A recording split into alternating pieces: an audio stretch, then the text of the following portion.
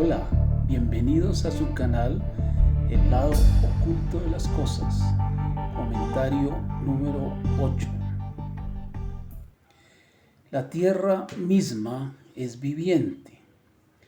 Este globo de materia está siendo utilizado como un cuerpo físico por una vasta entidad, no un adepto, no un maestro o un ángel, no un ser altamente desarrollado, sino más bien algo que puede imaginarse como una especie de un gigantesco espíritu de la naturaleza, para quien la existencia de nuestra tierra es una encarnación.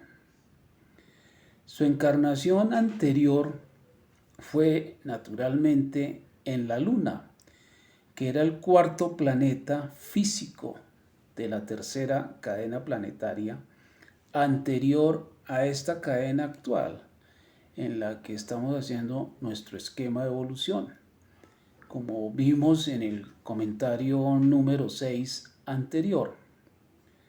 Su próxima encarnación después de esta será en el cuarto planeta de la quinta cadena planetaria, que sucederá después de la nuestra, cuando se complete la evolución de nuestra cadena terrestre. De su naturaleza o del carácter de su evolución podemos conocer poco. Somos para él como pequeñas criaturas en su cuerpo y con toda probabilidad es poco consciente de nuestra existencia. Igual que nosotros con nuestras bacterias, elementos químicos, células, etcétera, de nuestro cuerpo. Para él, la atmósfera que rodea a la Tierra debe ser como una especie de aura, o quizá más bien corresponde a la película de materia etérica que se proyecta tan ligeramente por debajo del contorno denso de nuestro cuerpo físico. Así como cualquier alteración o perturbación en el hombre afecta a esta película de éter, cualquier cambio de condición en este espíritu de la Tierra debe afectar la atmósfera. Algunos de estos cambios deben ser periódicos y regulares, como los movimientos producidos en nosotros por la respiración, o por la acción del corazón, o por un movimiento parejo cuando estamos caminando. Otros deben ser irregulares y ocasionales, como serían los cambios producidos en un hombre por un arranque repentino o por un estallido de emoción. Sabemos que la emoción violenta, siendo astral su origen, produce cambios químicos y variaciones de temperatura en el cuerpo físico humano. Cualquier cosa que corresponda a tal emoción en el espíritu de la Tierra también bien puede causar cambios químicos en su cuerpo físico y variaciones de temperatura en su entorno inmediato. Ahora, las variaciones de temperatura en la atmósfera significan viento, variaciones repentinas y violentas también significan tormenta. Y los cambios químicos bajo la superficie de la Tierra causan terremotos y erupciones volcánicas. Ningún estudiante de ocultismo caerá en el error común de considerar como malvados tales tormentas o erupciones, porque a veces destruyen la vida humana, porque reconoce que cualquiera que sea la causa inmediata, todo lo que sucede es parte de la obra de la inmutable ley de justicia y que aquel que hace todas las cosas realmente hace todas las cosas bien. No se puede cuestionar que los hombres son afectados en gran medida por el clima. Existe normalmente un pensamiento general de que el clima sombrío es deprimente, pero esto se debe principalmente al hecho que en ausencia de la luz solar hay una falta de vitalidad, hay falta de prana.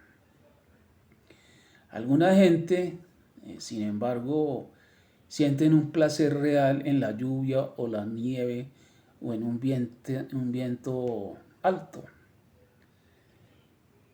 En estas perturbaciones hay algo que le produce al espíritu de la tierra una sensación placentera y agradable, que acelera sus vibraciones y armoniza con la nota clave de su naturaleza. Es probable que este no sea principalmente su sentir debido a la perturbación física. Es más bien al cambio sutil en el aura del espíritu de la tierra. Un ejemplo que podríamos tomar es el efecto de una tormenta de truenos. Hay muchas personas en las que esta produce una curiosa sensación de temor abrumador, totalmente fuera de proporción con cualquier peligro físico que se pueda suponer que traiga esa tormenta. En otros, por el contrario, la tormenta eléctrica produce un gozo salvaje. La influencia de la electricidad en los nervios físicos sin duda desempeña un papel en la producción de estas sensaciones inusuales. Pero su verdadera causa es más profunda que eso. El efecto producido en las personas por estas diversas manifestaciones depende de la preponderancia en su temperamento de ciertos tipos de esencia elemental, debido a esta vibración simpática. Exactamente de la misma manera, el efecto en nuestro entorno será mayor o menor sobre los hombres según tengan más o menos de uno u otro de estos constituyentes en su composición. Para el hombre que responde más fácilmente a la influencia de la tierra, la naturaleza del suelo es de importancia primordial para su hábitat. No le importa relativamente poco si está o no está cerca del agua. Mientras que el hombre que responde más fácilmente a las radiaciones de agua se preocupa poco por el suelo, siempre y cuando tenga el océano o un lago a la vista y a su alcance. La influencia es perpetuamente irradiada sobre nosotros por todos los objetos de la naturaleza, incluso por la misma tierra sobre la que pisamos. Cada tipo de roca o suelo tiene su propia variedad especial y las diferencias entre ellas son grandes, por lo que su efecto en modo alguno no ha de pasarse por alto. En la producción de este efecto intervienen tres factores: la vida de la roca misma, la clase de esencia elemental apropiada a su contraparte astral y la clase de espíritu de la naturaleza que atrae. El punto que debemos tener presente por el momento, como estudiantes del oculto, de la sabiduría divina, es que cada tipo de suelo, sea granito, suelo arenisco, greda, arcilla o lava, tiene su influencia definida sobre los que viven en ella, una influencia que nunca cesa. Noche y día, verano e invierno, año tras año. Esta presión constante se está ejerciendo y tiene su parte en la formación de razas y subrazas, tanto de tipos como de individuos. Todos estos asuntos son todavía poco comprendidos por la ciencia ordinaria, pero no cabe duda de que en el futuro estos efectos serán estudiados a fondo y los médicos del futuro los tomarán en cuenta, hasta prescribirán o formularán un cambio de suelo como también de aire a sus pacientes, dependiendo del tipo de relación. Un conjunto completamente nuevo y distinto de espíritus de la naturaleza se pone en juego donde quiera que exista agua, ya sea en forma de lago, río o mar, siendo a nivel oculto más observable en el mar. Aquí también se tienen que considerar los mismos tres factores: la vida del agua misma, la esencia elemental que lo penetra y el tipo de espíritus de la naturaleza asociados con él. Fuertes influencias son también irradiadas por el reino vegetal y los diferentes tipos de plantas y árboles varían mucho en su efecto. Los árboles, especialmente los viejos árboles, tienen una individualidad fuerte y definida, digna del nombre de alma. Esta alma, aunque temporal, en el sentido de que todavía no es una entidad reencarnante, posee sin embargo un considerable poder e inteligencia a lo largo de sus propias líneas. Tiene decididos gustos y disgustos, y a la vista clarividente se ve el alma como vívida, como un vívido rubor rosado, o como una atmósfera vívida de color rosado. Disfruta enfáticamente de la luz del sol y de la lluvia, y tiene un claro placer por la presencia de aquellos a quienes ha aprendido a querer, o con los que tiene vibraciones simpáticas. Un viejo árbol forestal, digamos, un roble, un pino, poniendo unos ejemplos, es un alto desarrollo de la vida vegetal.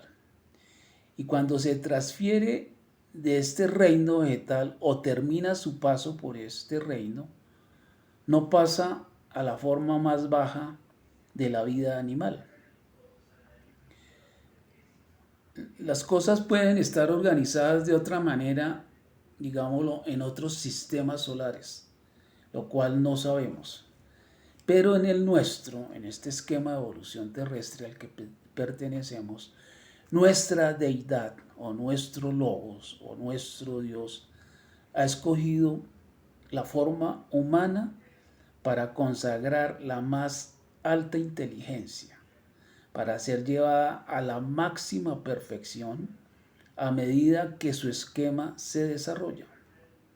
Y por eso hay siempre una tendencia entre las clases de vida inferiores a alcanzar esa forma y en su manera digámoslo, primitiva, se imaginan como poseyéndola.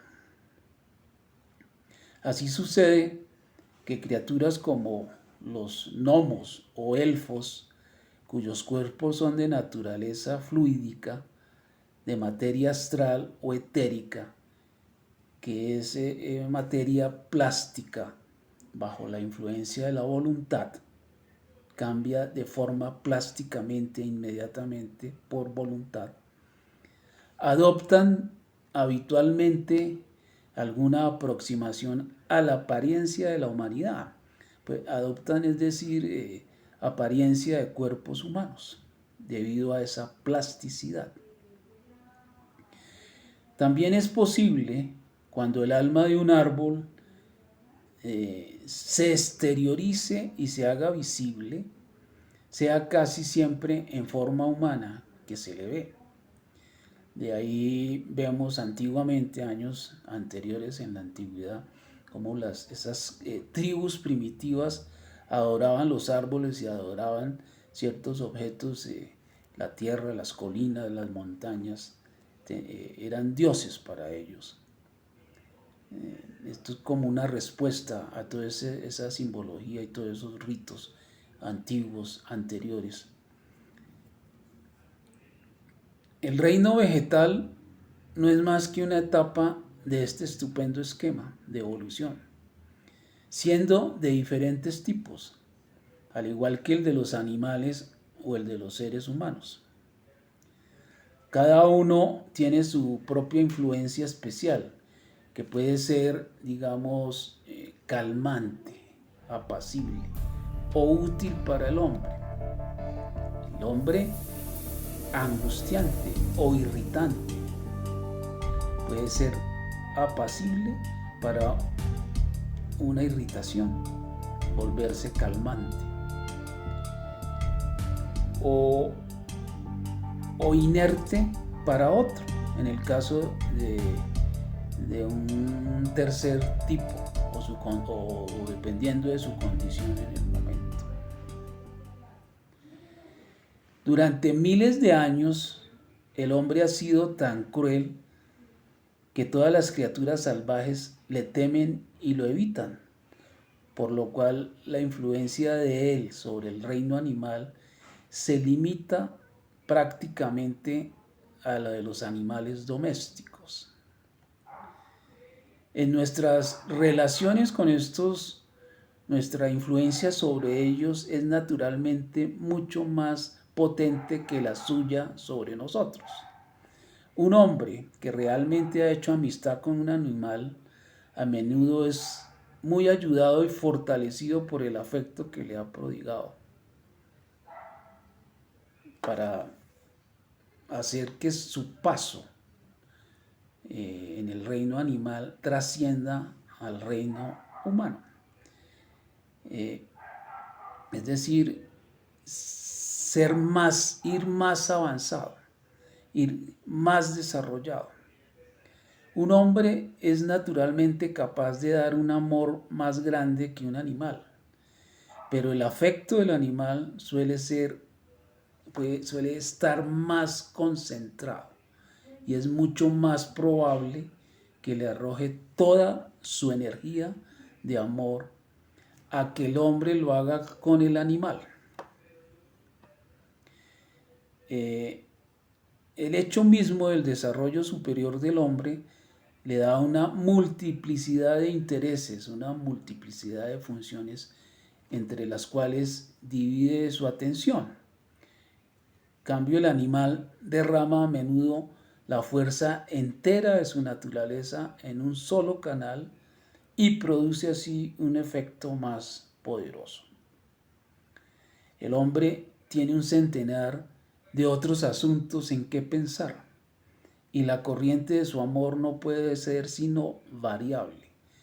Cuando el perro o el gato desarrollan un afecto realmente grande, llena toda su vida y por lo tanto mantiene una corriente constante de fuerza, estando siempre sobre su objeto. Este es un tema cuyo valor no debe ser ignorado en absoluto. para el estudiante del oculto, para la teosofía, para las sabidurías sin edades. Del mismo modo, el hombre malvado que provoca crueldad, odio y miedo a los animales domésticos se convierte por retribución justa o kármicamente en el centro de fuerzas convergentes de antipatía, pues tal conducta provoca una profunda indignación entre los espíritus de la naturaleza y otras entidades astrales y etéreas, así como entre todos los hombres de mente recta, vivos o muertos. Amigos, los invito de nuevo a su canal El lado oculto de las cosas, a su comentario número